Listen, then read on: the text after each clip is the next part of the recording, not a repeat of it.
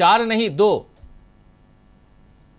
देखिए, चुनाव के घोषणा से ही स्पष्ट है कि भारतीय जनता पार्टी डरी हुई है और उनका डर सीधे सीधे आज के चुनाव घोषणा में कहीं न कहीं हम लोगों को सीधे और स्पष्ट तौर पे दिखाई दे रहा है।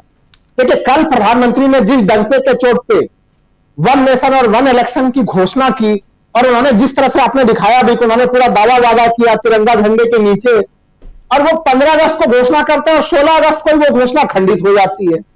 तो खैर, हम लोगों ने तो पिछले 10 वर्षों में उनके तमाम घोषणाओं होते हुए और उन घोषणाओं को बेदम होते हुए भी देखा है, लेकिन कोई घोषणा केवल 24 घंटे में दम तोड़ दे, वो आज नजर आ गया है राजीव जी कि आप।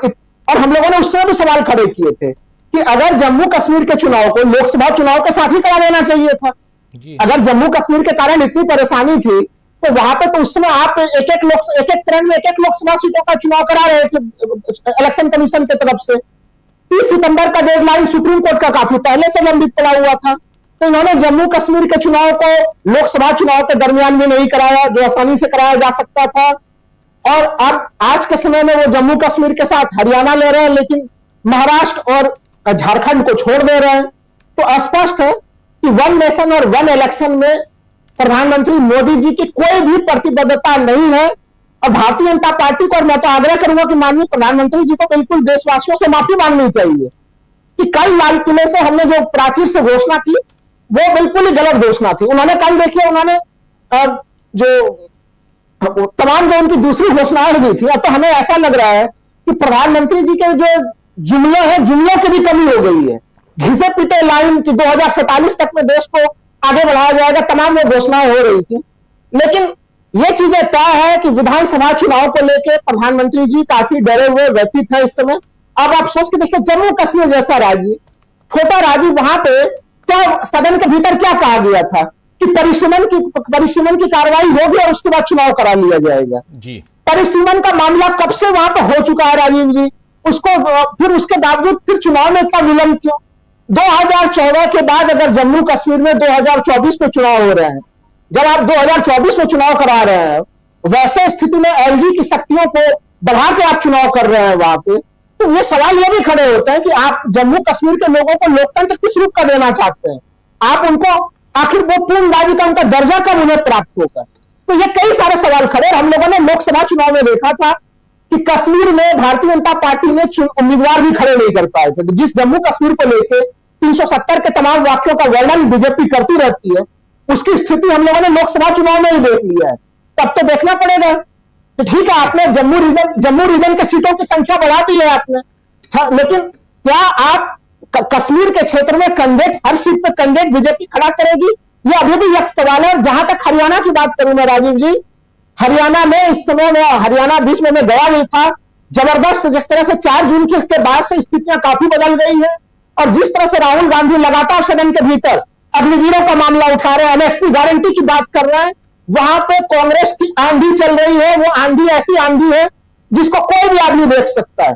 अगर वहां पे सीधे सीधे कांग्रेस सही ढंग से टिकटों का वितरण करेगी तो कांग्रेस के 55 से 60 सीटों को कांग्रेस को कोई नहीं रोक सकता। यह स्थिति आज हरियाणा में बनी हुई है। तो हमें तो लग रहा है कि कहीं कहीं इलेक्शन कमीशन ऑफ इंडिया ने अब 4 राज्यों में अचानक से हार का बोझ कहीं मोदी जी के ब्रांड को कम ना कर दे, ब्रांड मोदी मजबूत बना हुआ रहे, उसका ध्यान रखा गया है राजीव जी इसमें। क्योंकि महाराष्ट्र की स्थिति, जी प्लीज, मैं कह रहा हूं कि ब्रांड मोदी जिस तरह से खत्म हो रहा है, तो वो सीधे एक बार में खत्म ना हो। थोड़ा उसमें कहीं कुछ इनको लग रहा होगा कि हो सकता है महाराष्ट्र में, आप देख रहे हैं रेवड़ी संस्कृति का प्रधानमंत्री जी विरोध करते थे। महाराष्ट्र में नित्य प्रतिदिन जो है कि वहां पर रेवड़ियों के वितरण की नित्य प्रतिदिन अचानक से घोषणा हो रही है वो, तो उसमें भी प्रधानमंत्री जी के बयान का और महाराष्ट्र सरकार में हम लोगों को कोई संतुलन दिखाई नहीं दे रहा है। तो मैं ये मान के चल रहा हूं कि मोदी जी की छवि अचानक से खराब ना हो जाए, ब्रांड मोदी एक ही बार में धूमिल ना हो जाए, धीरे धीरे धूमिल रहे हो। इसलिए फर्स्ट फेज में दो विधानसभा चुनाव रखा गया, जम्मू कश्मीर और हरियाणा, और फिर लास्ट में आप कराएंगे महाराष्ट्र और झारखंड, क्योंकि महाराष्ट्र और झारखंड की स्थितियां काफी गड़बड़ है। बिरसा मुंडा को लेकर प्रधानमंत्री जी ने कल जो बयान दिया है राजीव जी, और जिस तरह से गलत तथ्य बिरसा मुंडा के कह रहे 1857 के आंदोलन से पहले बिरसा मुंडा ने भाग लिया था। अरे भाई, आप कम से कम देख तो लीजिए कि बिरसा मुंडा का जन्म कब हुआ था, उन्होंने उलगुलान की क्रांति कब की थी। झारखंड में और आदिवासी बंधुओं को वो काफी बुरा लगा है राजीव जी, इसकी भी प्रतिक्रिया हो रही है। पहले तो आपने हेमंत सोरेन को बंद किया और लाल किले के प्राचीर से आप बिरसा मुंडा को लेकर गलत बयानी भी कर रहे हैं। बिल्कुल बिल्कुल, बहुत कुछ यहां पे है। कल ही वन नेशन नरेंद्र मोदी के लिए, बीजेपी के लिए एक बड़ा सवाल है। आना चाहता हूं राहुल लाल जी, लेकिन राहुल गांधी को पीछे क्यों बैठाया? और नरेंद्र मोदी को यह बात समझ में नहीं आती है कि अब राहुल गांधी को पीछे करके, पीछे बैठा के, चुनाव सामने है, अपने लिए मुसीबत खड़ी कर रहे हैं क्या? या इन सारी चीज़ों से कोई फर्क नहीं पड़ता बीजेपी को? जुमले बोलते रहेंगे, नारे देते रहेंगे, जैसे आज गृह मंत्री ने कह दिया कि तीसरी बार भी हरियाणा में हम ही सरकार बनाएंगे, जबकि हरियाणा में बच्चा बच्चा जानता है कि इस बार बीजेपी के लिए बहुत मुश्किल है सरकार बनाना।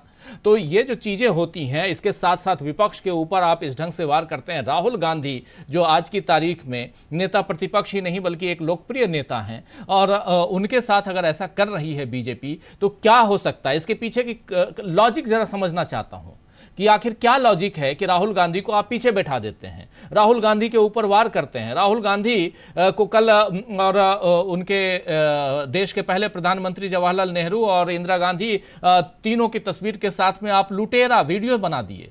इस सबसे क्या बीजेपी को समझ में नहीं आती बात की ये जो है कहीं ना कहीं आपके लिए घाटे का सौदा है, राजनीति आप कर रहे हैं? हमें लग रहा है कि प्रधानमंत्री जी को अंक गणित पे, ज्योतिषी पे हद से ज्यादा भरोसा हो गया है, तो इसलिए वो यथार्थ राजनीति से दूर होकर एक अलग किस्म की राजनीति कर रहे हैं। कल जिस तरह से राहुल गांधी को 5वें पंक्ति में बैठाया गया और उसके बाद रक्षा मंत्रालय के द्वारा जो तर्क दिया गया कि ओलंपियंस का सम्मान बढ़ाने के लिए उनके पीछे बैठाया गया था, तो वही बिल्कुल सही कांग्रेस ने कहा कि ओलंपियन का सम्मान बढ़ाने की जिम्मेदारी केवल राहुल गांधी की थी, जो कैबिनेट मंत्री का दर्जा प्राप्त है।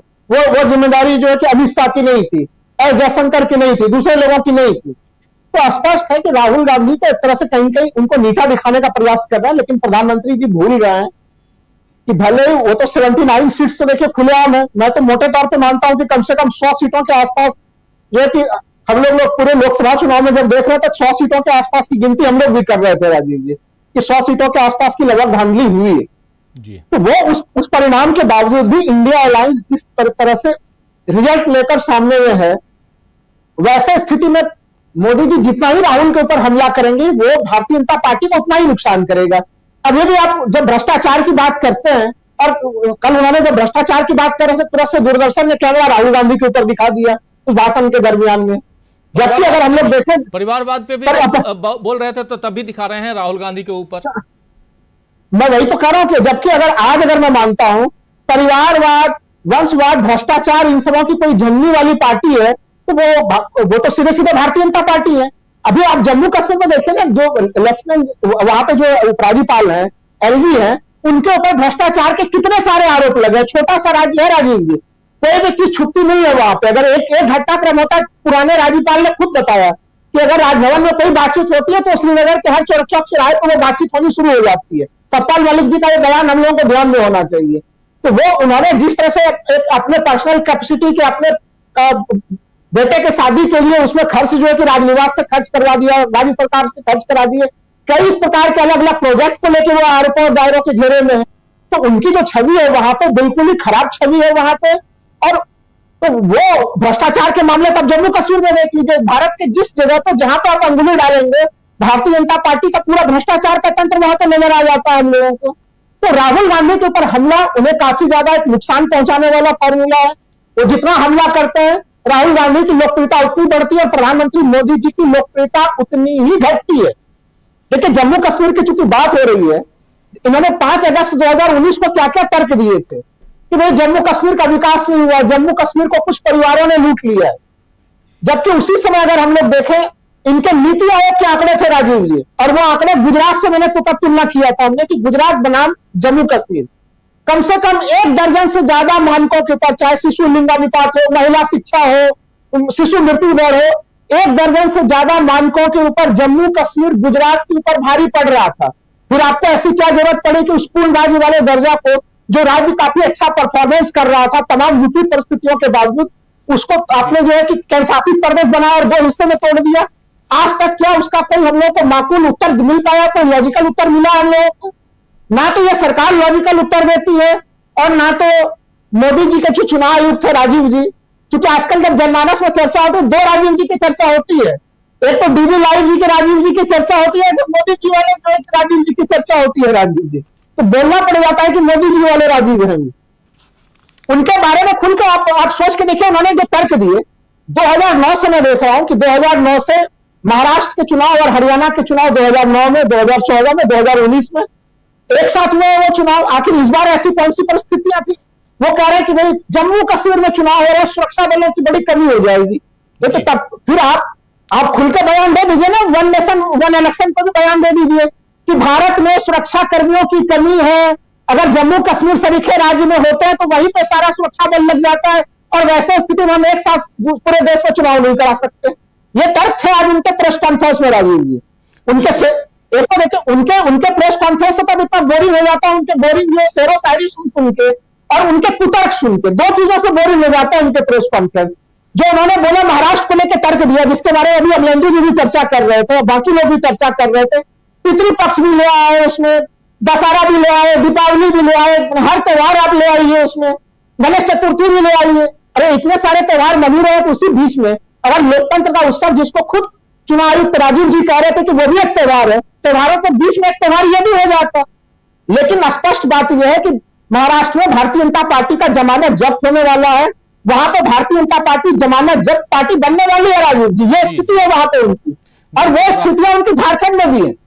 बिल्कुल राहुल लाल जी, बहुत इंपॉर्टेंट बात, क्योंकि यहाँ महाराष्ट्र में अगर पहले हार नसीब हो गई तो फिर आने वाले समय में चुनाव